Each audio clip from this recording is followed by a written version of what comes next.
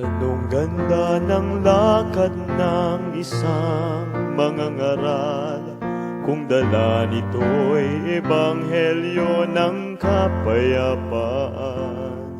Mensahe ng kaligtasan aking natanggap mula nang sa aking may luminga.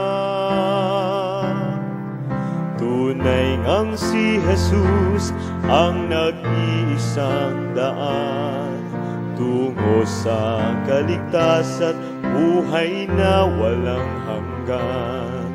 Ngunit nooy nakita kong katotohanan sa tulong ng isang mangangaral.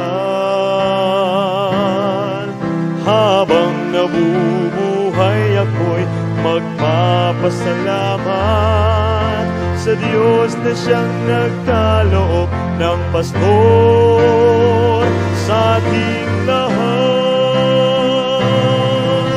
Siya ay lingkod ng Diyos, siya ay alipin ni Jesus. Nagsuko ng buhay at ito'y nialay sa pangangaral ng ebanghelyo na may buhay.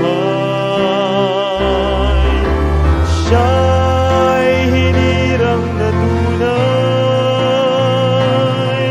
upang sa ating gumabay,